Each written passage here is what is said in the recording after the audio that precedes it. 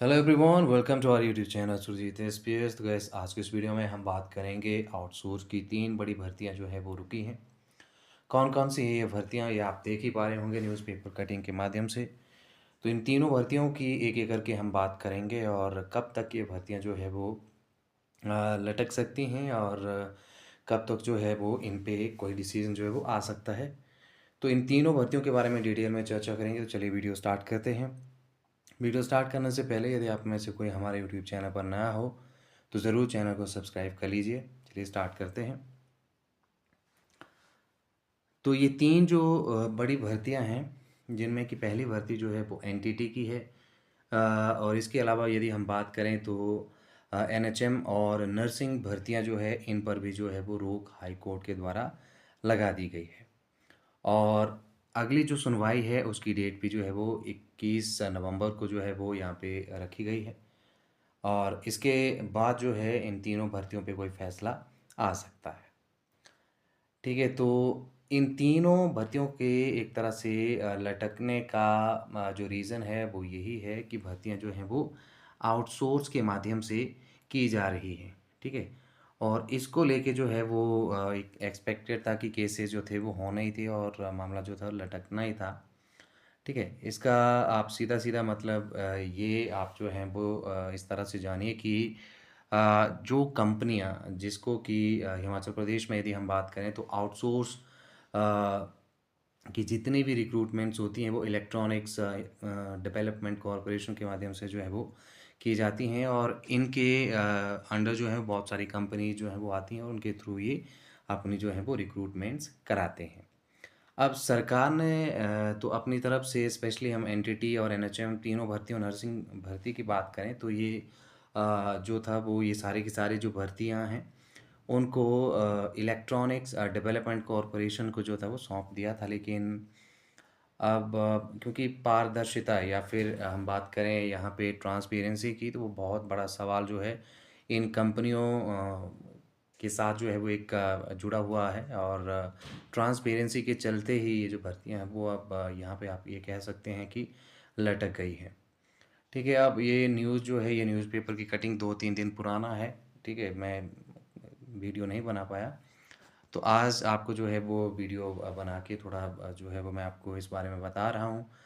अगली सुनवाई जो है तीनों भर्तियों को लेके आउटसोर्स की ये तीन जो बड़ी भर्तियां हैं उसको लेके जो है वो 21 नवंबर को होना है। अगला एक तरह से वर्डिक्ट हाई कोर्ट का आएगा और उसमें फिर हमें ये देखना पड़ेगा कि क्या इन पे कोई फैसला जो है वो हाई कोर्ट 21 नवंबर तक ले पाता है या फिर नहीं।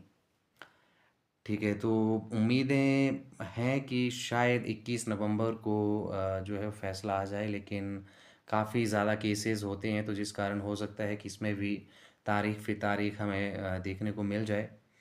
अब ऐसे में ये जो भर्तियां रुकी हैं इनके दोनों आयाम जो है हमें यहाँ से देखने को मिलते हैं। पहला तो नेगेटिव ये है कि अब इस भर्ती में टाइम लग सकता है, जितनी भी तीनों भर्तियां हैं। ठीक है, चाहे आप प्री नर्सरी टीचर की बात करें, एनएचएम की बात करें या फिर नर्सिंग भर्ती की बात करें तो तीनों में जो है वो समय जो है वो ऑब्वियस है कि लगेगा। ठीक है, तो जो लोग वेट में थे तीनों भर्तियों को लेके उनका वेट और ज़्यादा जो है वो एक्सपेंड होने वाला है। ठीक है, तो ये बात आप मान के चलिए।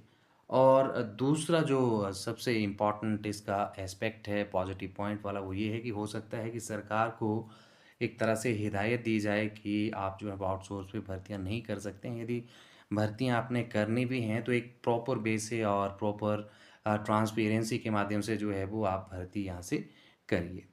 तो हो सकता है कि भर्तियां आउटसोर्स पे ना होके कोई और जो है सरकार किसी और मेथड से इनको जो है वो करने के बारे में सोचे, जिसमें कि कॉन्ट्रैक्चुअल का एक ऑप्शन जो है वो सरकार के पास अवेलेबल हो सकता है। यदि इसमें हाई कोर्ट ये कहता है कि आउटसोर्स पे भर्तियों के लिए आप जो है एक प्रॉपर जो है वो चैनलाइजेशन करें तो उस केस में जो है फिर कॉन्ट्रैक्चुअल ऑप्शन यहाँ से जो है वो एक तरह से अवेलेबल हो जाता है और उसकी पॉसिबिलिटी जो है वो भी इंक्रीज़ हो जाती हैं। ठीक है, अब थोड़ा सा यहाँ पे हम बात कर लेते हैं इलेक्ट्रॉनिक डेवलपमेंट कॉरपोरेशन के बारे में, क्योंकि ये आउटसोर्स की जितनी भी एक तरह से रिक्रूटमेंट्स होती हैं इन्हीं के थ्रू जो है वो करवा दी जाती हैं। और इसके तहत जो है आप बहुत सारी ऐसी कंपनीज़ को देखते हैं जिसमें कि तकरीबन 25 के करीब-करीब आप मान के चल सकते हैं कि आउटसोर्स कंपनियाँ इम्पैनल हैं, जो इनके माध्यम से आउटसोर्स स्टाफ जो है वो उनको हायर करता है। एक तरह से मैन पावर जो है वो प्रोवाइड करता है। लेकिन हाई कोर्ट ने एक तरह से अब सुनवाई में एक सवाल जो था वो उठा, ये था कि इन कंपनियों की ओर से जो एक तरह से सिलेक्शन की जो प्रोसेस है, सिलेक्शन का जो क्राइटेरिया है, उसमें ट्रांसपेरेंसी नहीं है। और हाई कोर्ट ने पहले इस सिलेक्शन प्रक्रिया को पारदर्शी और भेदभावपूर्ण रहित जो है वो बनाना चाहता है। ठीक है, तो ये कटिंग का जो लास्ट लाइन हमने 2-3 पढ़े हैं, उसमें हमें ये भी देखने को मिल रहा है कि यदि इनका जो सिलेक्शन का जो प्रोसीजर है, सिलेक्शन का जो प्रोसेस है, उसको यदि दुरुस्त जो है वो किया जाता है, तो आप जो हैं वो आउटसोर्स के बेसिस पे भी भर्तियाँ कर सकते हैं। ठीक है? तो अब इनको दुरुस्त करने में कितना टाइम लगेगा, सरकार कितना टाइम इनसे माँगेगी और हाई कोर्ट में क्या 21 नवंबर के बाद जो है वो फ़ैसला आ सकता है या फिर नहीं? तो मेरे ख़्याल में सारे ऑप्शंस अभी जो हैं वो अवेलेबल हैं। तो ये थे आपके लिए इम्पोर्टेंट भर्तियों से संबंधित हमारे विचार, और उम्मीद यही है कि इस आउटसोर्स एजेंसी के थ्रू यदि सरकार भर्ती करना चाहती है, तो ट्रांसपेरेंसी वाला ये जो मामला है, इसको जल्द से जल्द सॉल्व कर लिया जाए। बाकी देखते हैं, जो भी अपडेट होगी किस नवंबर को आपको दे दी जाएगी। आज के इस वीडियो में इतना ही। Thank you very much.